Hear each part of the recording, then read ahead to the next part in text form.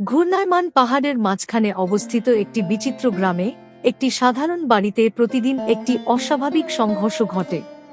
যোদ্ধারা একটি অসম্ভাব্য জুটি ছিল, ভগ্নিপতি, তার জ্বলন্ত আত্মার জন্য পরিচিত, এবং একজন নির্মল সন্ন্যাসী যিনি গ্রামের কনভেন্টে আশ্রয় নিয়েছিলেন।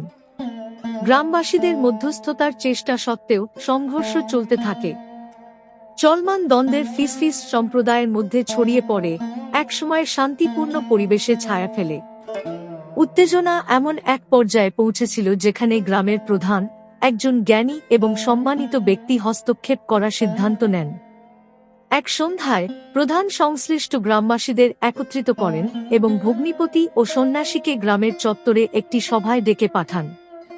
বুদ্ধিমত্তায় খোদাই করা তার মুখমণ্ডল নিয়ে তিনি বিবাদমান যুগলকে সম্বোধন করেছিলেন, সম্প্রদায়ের সম্প্রীতির স্বার্থে তাদের অভিন্ন ভিত্তি খুঁজে বের করার আহ্বান জানিয়েছিলেন।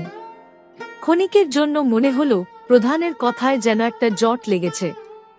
ভগ্নিপতি এবং নন জোর করে হাসি বিনিময় করলেন এবং গ্রামবাসীরা স্বস্তির নিঃশ্বাস ফেলল। যাই হোক, শান্তি অধরা প্রমাণিত হয়েছিল, কারণ পরের দিন ঝগড়ার পুনরুত্থান প্রত্যক্ষ করেছিল, একটি অসঙ্গত সুরের মতো গ্রাম জুড়ে প্রতিধ্বনিত হয়েছিল। নিরুৎসাহিত গ্রামের প্রধান দ্বন্দ্বের উৎসের গভীরে প্রবেশ করেন। বিচক্ষণ অনুসন্ধানের মাধ্যমে তিনি আবিষ্কার করেছিলেন যে সমস্যাটির মূল একটি দীর্ঘ সমাধিস্থ পারিবারিক গোপনীয়তার মধ্যে রয়েছে, যেটি অপ্রত্যাশিত উপায়ে ভগ্নিপতি এবং সন্ন্যাসীর জীবনকে জড়িত করেছিল। এই নতুন জ্ঞানের সাথে সজ্জিত গ্রামের প্রধান এইবার গ্রামের চ্যাপেলের নির্জন সীমানায় আরেকটি সমাবেশের জন্য ডাকলেন। ভগ্নিপতি এবং সন্ন্যাসিনী বিপরীত দিকে বসে থাকার সাথে তিনি সেই সত্যটি উন্মোচন করেছিলেন যা বছরের পর বছর ধরে লুকিয়েছিল, এমন একটি প্রকাশ যা গ্রামবাসীদের অবাক করে দিয়েছিল। ভগ্নিপতি এবং সন্ন্যাসী প্রকাশের ওজন শুষে নেওয়ার সাথে সাথে চ্যাপেলের উপরে একটি নিস্তব্ধতা নেমে আসে। প্রধান তাদের পারিবারিক বন্ধন এবং ক্ষমার গুরুত্বের উপর জোর দিয়ে তাদের অভিযোগগুলি ছেড়ে দেওয়ার জন্য অনুরোধ করার সুযোগটি ব্যবহার করেছিলেন।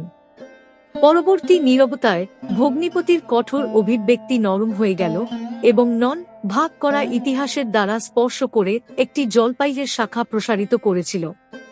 এটি একটি ভঙ্গুর যুদ্ধবিরতি ছিল, কিন্তু গ্রামের প্রধান আশা করেছিলেন যে এটি শত্রু দম্পতির জন্য একটি নতুন অধ্যায়ের সূচনা করবে। দিনগুলি সপ্তাহে পরিণত হয়েছে এবং এক সময়ের অশান্ত বাড়িটি এখন প্রশান্তির অনুভূতি তৈরি করেছে। ভগ্নিপতি এবং সন্ন্যাসিনী ভুল বোঝাবুঝির ফাটল দূর করে তাদের ভাগ করা ইতিহাসে সাধারণ ভিত্তি আবিষ্কার করেছিলেন। গ্রামটি এই রূপান্তরের সাক্ষী হয়ে একটি সম্মিলিত দীর্ঘশ্বাস ফেলেছে। যাই হোক, মানুষের সম্পর্ক জটিল এবং পুরানো ক্ষত পুনরুত্থিত করার একটি উপায় আছে।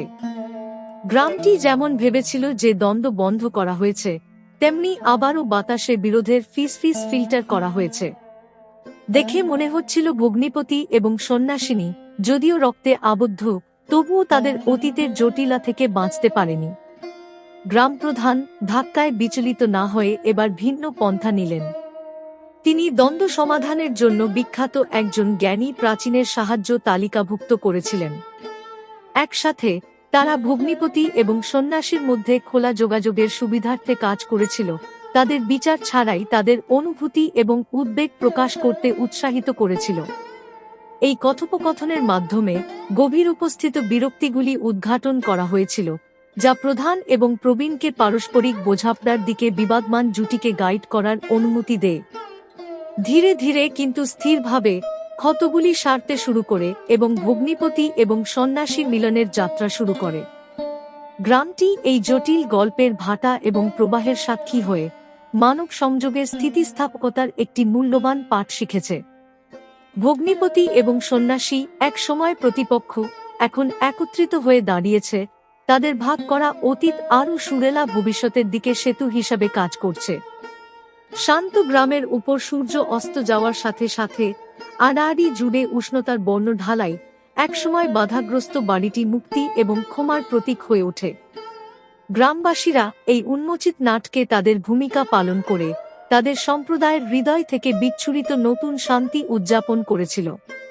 আর তাই ভগ্নিপতি এবং সন্ন্যাসীর গল্প দ্বন্দ্ব এবং সমাধান দ্বারা চিহ্নিত গ্রামের ইতিহাসে একটি মর্মান্তিক অধ্যায় হয়ে উঠেছে।